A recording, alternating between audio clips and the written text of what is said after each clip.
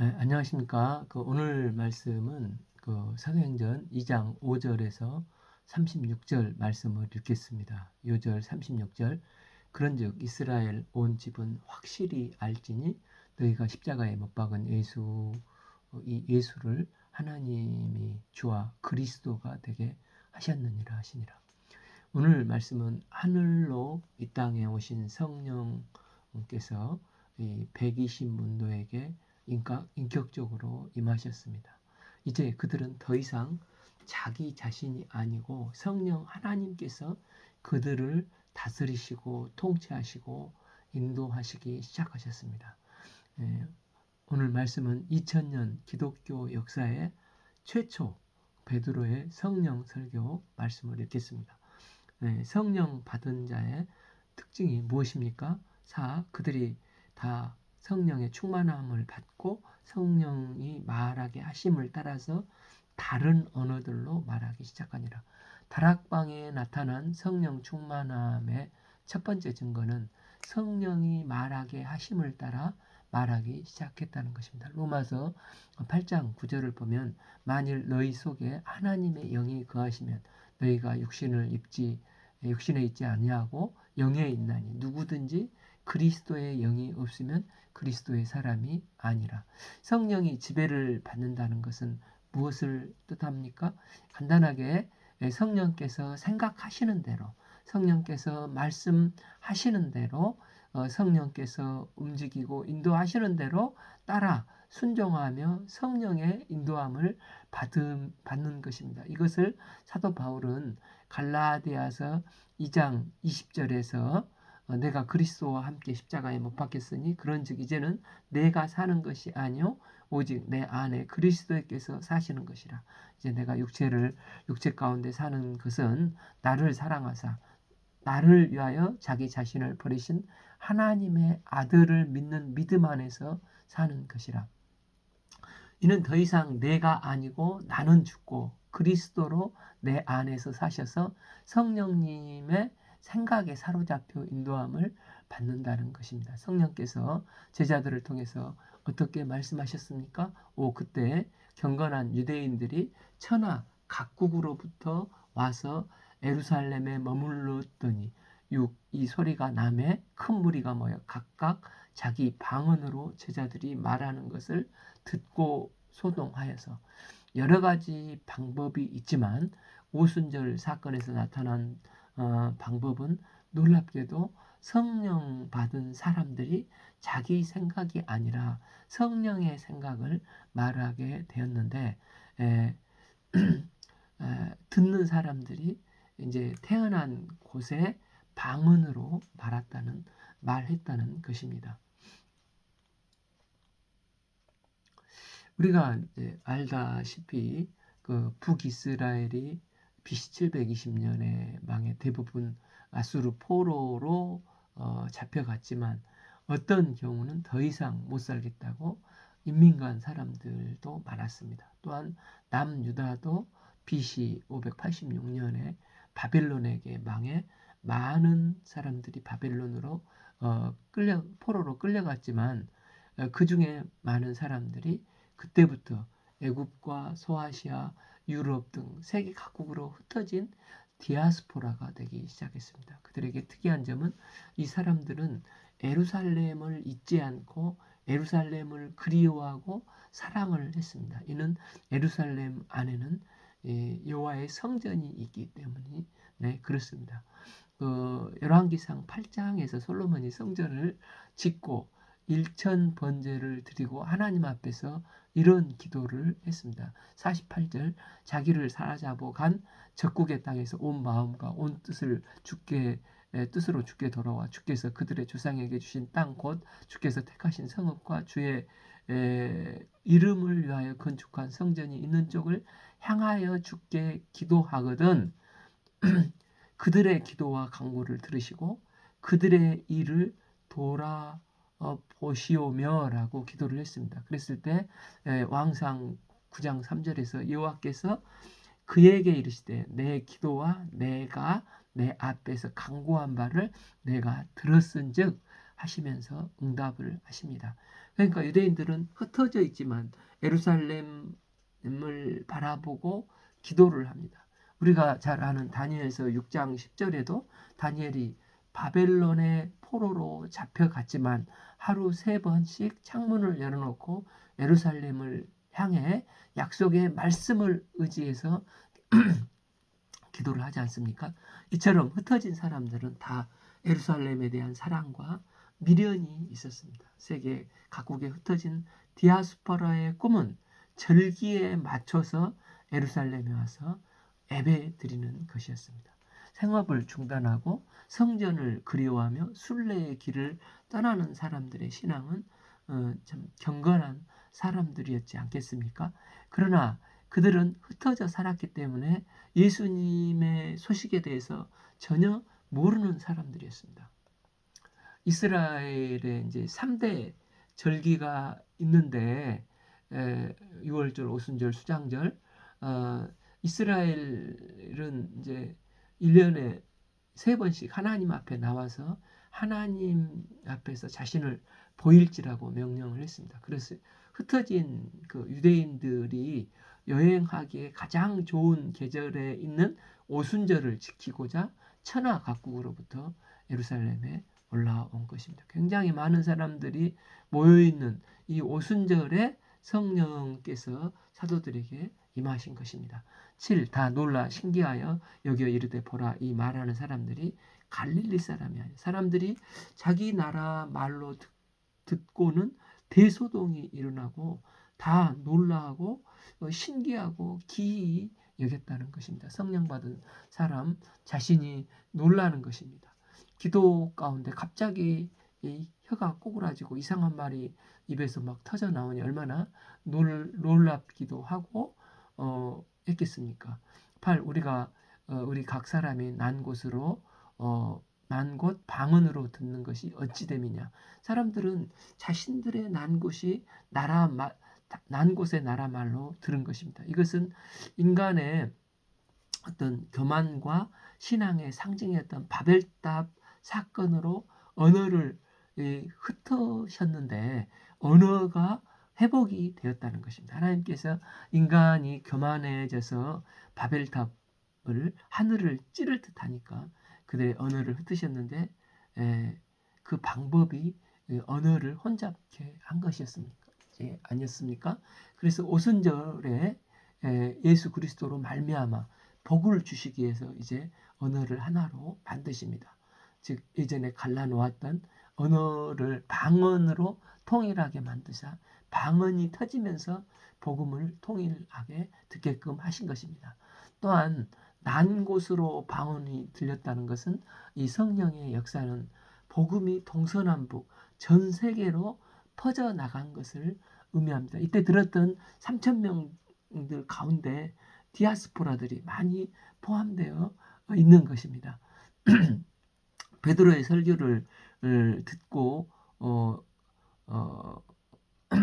이제 자기가 살던 곳으로 돌아가서 예루살렘에서 봤던 놀라운 일을 증거하면서 이제 입소문이 퍼진 것입니다. 이를 통해 베드로와 사도 바울이 전도 여행을 할 때 이미 한번 복음의 맛을 보고 흩어졌기 때문에 특히 바울이 전도할 때 이들이 가는 곳마다 돕는 사람들이 생기고 복음이 나가는 길을 예비하고 있지 않습니까?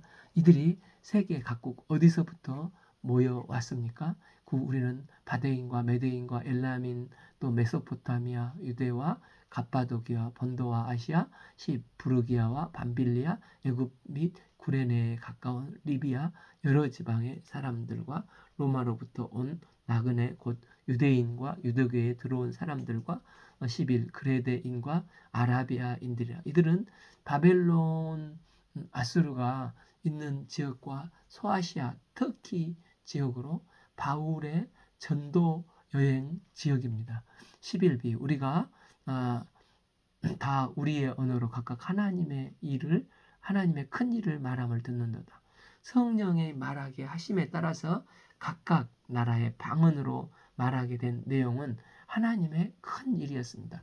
여기서 하나님의 큰 일이란 하나님께서 행하시는 일, 즉 그 아들 예수 그리스도로 말미암아 우리를 위하여 하신 구원의 일이 전 세계로 복음이 퍼져 나가기 시작한 것입니다.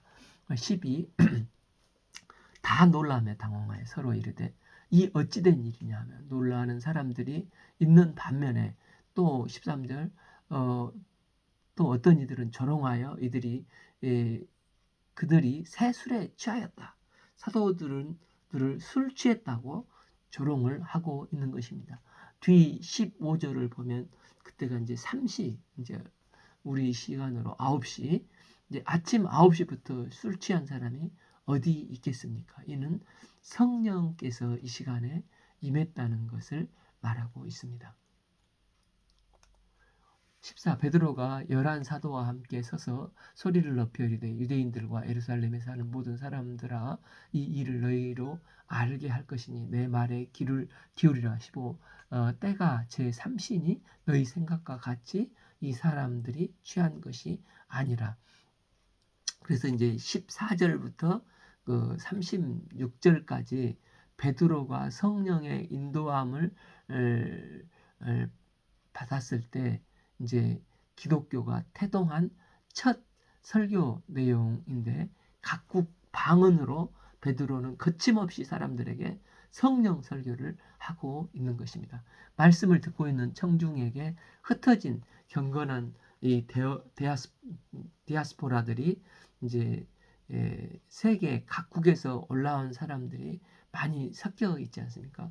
이들은 이미 구약 성경에 대해서 선지자에 대해서 많이 아는 경건한 사람들이었기 때문에 베드로는 설교를 하는데 우리가 방언을 이렇게 담대하게 16 이는 곧 선지자 요엘을 통하여 말씀하신 것이 일렀으되 하면서 외치고 있는 것입니다. 이는 너희들이 잘 알고 있는 요엘 선지자들을 통해서 한 말씀이 지금 성취되고 있다는 것입니다.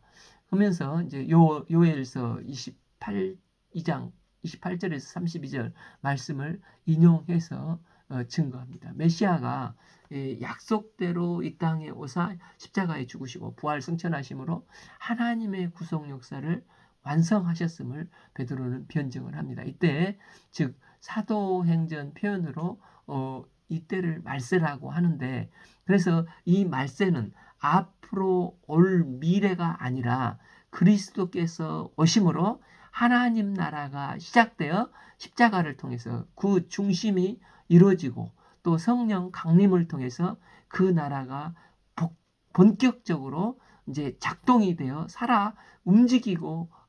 움직이기 시작했다는 것입니다. 그리고 우리 주님이 마침내 다시 오심으로 이 하나님 나라는 이 말세는 완성이 되는 것입니다. 17에 하나님이 말씀하시기를 말세에 내가 내 영을 모든 육체에게 부어주리니 여기서 하나님은 예수님이 그 사역을 다 마치신 후에 내가 내 영을 너희에게 부어주리니 이렇게 이제 그 요엘서에 말씀하시는데 이것을 볼 때 인간의 몸에서 태어난 사람이라면 누구에게든지 성령이 임하신다는 것입니다. 성령님이 오시는 것은 하나님의 구속 계획이십니다. 그럼 성령님을 부어주시면 무슨 일이 일어납니까? 17b 너희의 자녀들은 애언할 것이요 너희 젊은이들은 환상을 보고 성령을 받으면 젊은이들이 환상을 본다고 말씀하십니다. 여기서 이제 환상은 비전으로 젊은이들의 특징이 이 비전을 가지고 환상을 보는 것입니다. 제 인생만을 돌이켜 보면은 이제 8, 90년대가 우리 한국에서 영적 황금기였던 것을 보게 됩니다. 그때 저희 학교 다닐 때 젊은이들이 예수님을 만나고 기쁨에 겨워서 쥐뿔도 없으면서 말씀에 목숨을 걸겠습니다. 서로 이렇게 결단하는 역사들이 충만했습니다. 그래서 성경, 한국 이런 집회에 봐보면은 선교사로 결단한 역사들이 참 많았습니다. 또 그때 이제 여름 수양회를 하면 결단의 시간이 있지 않습니까? 그때 막 선교사로 헌신하고 결단하는 그런 역사들이 많았고, 또 저희 선교 단체만 해도 그 당시 자비량으로 약 1000명에서 1500명 선교사들이 이 주님께 세계 선교의 인생을 드리겠다고 결단했던 주의종들이 많이 있었고, 지금도 이름도 없이 빛도 없이 세계 곳곳에 주님의 복음이 필요한 그곳에서 복음을 증거하고 계십니다. 저도 이런 영적인 분위기 가운데 환상을 덧입고 지금 쓰임받고 있는 것입니다. 요즘 많은 젊은이들이 좋은 직장을 들어가기 위해서 정말 피눈물 나게 스펙을 쌓고, 또 아파트 장만을 위해서 영혼까지 끌어다가 그 아파트를 산다고 하면서 참 고생이 이만저만 아닌 것 같습니다. 그러나 이게 나쁘다는 것은 결코 아니지만, 성령 받으면 젊은이들은 하나님의 비전이 내 비전이 되고, 하나님의 환상, 하나님의 마음이 내 마음이 되는 것입니다. 젊은이들이 성령께서 주시는 환상과 비전으로 넘쳐나는 은혜가 우리 한국 가운데 충만히 임하기를 기도합니다. 17시 지금은 너희 늙은이들은 꿈을 꾸리라. 또한 노인들은 꿈을 꾸게 됩니다. 아브라함은 75세에 믿음의 삶을 시작했습니다. 갈렙은 동갑내기 여호수아를 무려 40년 동안 잘 동역하며 섬겼습니다. 그리고 그의 나이 85세에 이는 여호수아 앞에 나가 이렇게 말을 했지 않습니까? 여호수아 14장 11절 모세가 나를 보내던 날과 같이 오늘도 내가 여전히 강건하니 내 힘이 그때나 지금이나 같이 싸움에나 출입에 감당할 수 있으니 얼마나 멋있는 시니어입니까? 그가 말했습니다. 12절에 그날에 여호와께서 말씀하신 이 산지를 지금 내게 주소서. 그는 꿈이 있었습니다. 그래서 성령 받은 사람은 나이가 85세일지라도 다시 시작할 수 있는 사람이라는 것입니다. 18. 그때 내가 내 영을 내 남종과 여종에게 부어주리니 그들이 애언할 것이요. 19. 또 내가 위로 하늘에서 온 기사를 아래로 땅에서는 징조를 베풀리니 곧 피와 불과 연기로다. 20. 주의 크고 영화로운 날이 이르기 전에 해가 변하여 어두워지고 달이 변하여 피가 되리라 하시며 요엘 말씀을 인용을 하고 있습니다. 우리는 세상에서 너무나 어떤 상식, 이성, 합리의 이성에 되도록 이 안에 살도록 훈련이 되어 있습니다. 그러나 하나님이 천지를 창조하신 하나님이 어찌 인간의 이성과 상식과 경험의 가치는 제한이 되실 수 있으시겠습니까? 하나님은 하늘의 기적과 기사와 땅의 기적과 기사를 베푸신다고 말씀을 하십니다. 하나님은 성령을 통하여 필요할 때 이런 일들을 역사 속에도 나타내십니다. 21 누구든지 주의 이름을 부르는 자는 구원을 얻으리라.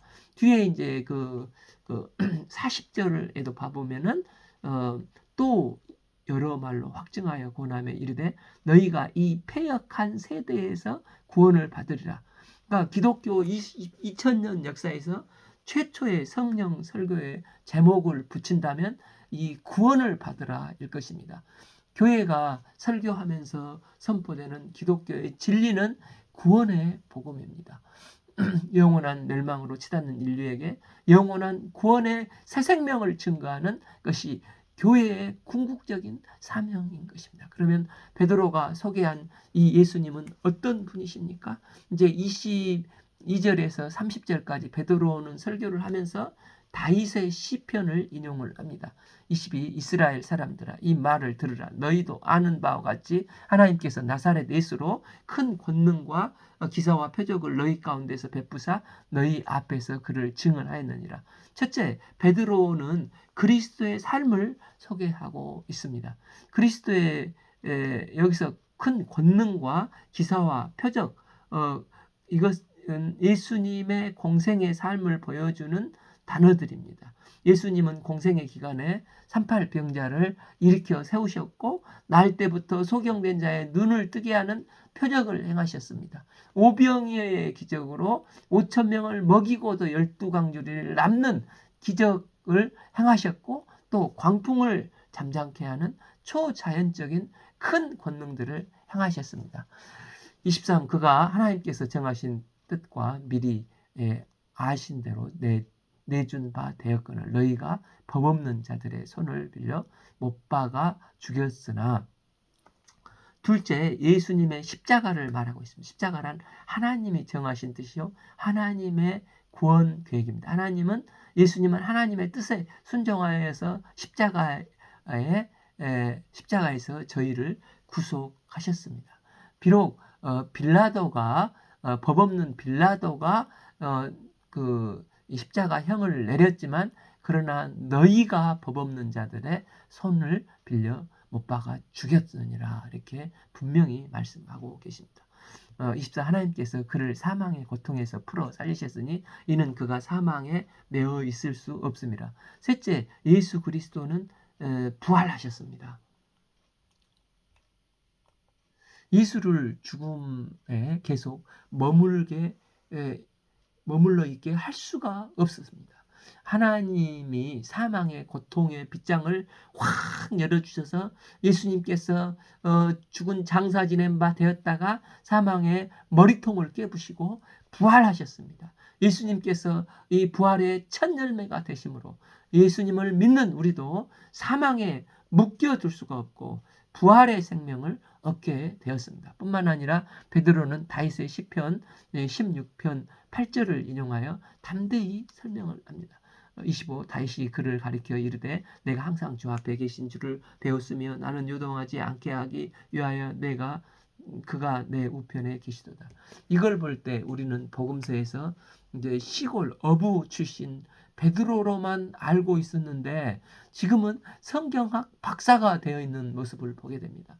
성령이 임할 때 마가복음에서는 예수님이 예루살렘으로 올라가는 길 위에 이제 고난의 십자가 또 부활 이걸 3번이나 말씀하셨지 않습니까?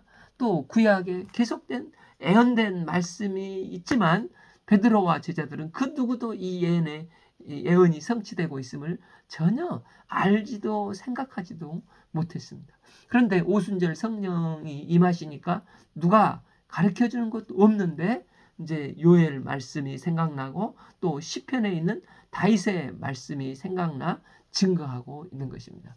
요한복음 14장 13절에서 그러나 진리의 성령이 오시면 그가 너희를 모든 진리 가운데 인도하시리니 그가 스스로 말하지 않고 오직 듣는 것을 말하며 장래의 일들을 너희에게 알게 하시리라. 베드로에게 성령이 임재하시기 시작하니까 이미 과거에 듣고 희미하게 알았던 말씀이 설교 도중에 생각이 나고 떠올라서 말씀을 담대히 증거하니까 성도들도 가슴이 뜨겁게 은혜를 받는 것입니다. 그러니까 이렇게 성령 하나님이 역사하니까 베드로에게 말씀이 생각나게 하시고 담대히 말씀을 증거하는 성령의 역사가 뜨겁게 일어나는 것입니다. 26. 그러므로 내 마음이 기뻐하였고 내 혀도 즐거워하였으며 육체도 희망에 거하리니. 27. 이는 내 영혼을 음부에 버리지 아니하시며 주의 거룩한 자로 썩음을 당하지 않게 하실 것이므로. 본문에서 다윗의 진정한 기쁨은 내가 음부에 버려지지 않았다는 사실, 즉 지옥에 안 간다는 사실과 주의 은혜로 구원받아 생명의 길로 간다는 사실 앞에서 다윗은 지금 기쁨이 충만했다는 것입니다. 다윗은 이 부활의 기쁨을 이렇게 찬양하고 있는 것입니다. 28. 주께서 생명의 길을 내게 보이셨으니 주 앞에서 내게 기쁨이 충만하게 하시리로다. 이것이 부활신앙을 가진 다윗의 기쁨인 것입니다. 이것이 바로 예수 그리스도의 부활입니다. 예수님께서 십자가에 죽으시고 부활하심으로 이 말씀을 성취하셨습니다. 29. 형제들아 내가 조상 다윗에게 대하여 담대히 말할 수 있노니 다윗이 죽어 장사되어 그 묘가 오늘까지 우리 중에 있도다. 30. 그는 선지자라 하나님이 이미 맹세하사 그 자손 중에 한 사람을 그 위에 앉게 하리라 하심을 알고 그분이 바로 예수 그리스도이신데 그리스도께서 부활한다고 다윗은 예언을 한 것입니다. 30일 미리 번고로 그리스도의 부활을 말하되 그가 음부에 버림이 되지 않고 그의 육신이 썩음을 당하지 아니하리라 했다. 다윗은 미리 보고라고 말했습니다. 이렇게 먼 미래에 과거에 살았던 다윗이 믿음의 눈으로 다윗의 씨에서 장차 나타날 메시아를 먼 미래를 본 것입니다. 이처럼 오늘날 우리 성도들도 다시 오실 주님을 보는 믿음의 영안이 열리기를 기도합니다. 32. 이 예수님을 하나님이 살리신지라 우리가 다 이 일에 대하여 증인으로. 다윗이 미리 보았던 메시아 그리스도에 대해서 베드로는 뭐라고 말하고 있습니까? 그는 하나님께서 말씀하신 대로 그리스도를 살려주셨는데 내가 증인이라고. 예수님과 3년 반 동안 동행했고 또 그분이 십자가에 죽으시고 부활하셔서 베드로와 사랑의 관계까지 회복을 해 주시고 사명을 또 주셨지 않습니까? 이게 내가 증인이라는 것입니다. 다윗과 베드로가 지금 이게 만나는 것입니다. 얼마나 놀랍습니까? 다윗이 애언한 사건을 베드로가 친히 경험적으로 체험적으로 목격한 사건이요 체험한 사건이 되는 것입니다. 33. 하나님이 오른손으로 예수를 높이시매 그가 약속하신 성령을 아버지께 받아서 너희가 보고 듣는 것을 부어주셨느니라. 하나님이 오른손으로 예수님을 높이셨다는 말은 하나님께서 사망 권세를 깨뜨리시고 예수 그리스도를 부활시켰다는 말씀입니다. 34. 다윗은 하늘에 올라가지 못하였으나 친히 말하여 이르되 주께서 내 주에게 말씀하시기를 35. 내가 내 원수로 내 발등상이 되게 하기까지 너는 내 우편에 앉아 있으라 하셨도다 하니라. 이 말씀은 이제 시편 110편 1절을 인용한 말씀으로 첫 번째 주는 하나님이시고 두 번째 주는 예수님이십니다. 하나님께서 예수님을 우편에 앉게 하셨다는 것입니다. 36. 그런 즉 이스라엘 온 집은 확실히 알지니 너희가 십자가에 못 박은 예수를 하나님이 주와 그리스도가 되게 하셨느니라 아니라. 십자가와 부활의 구원의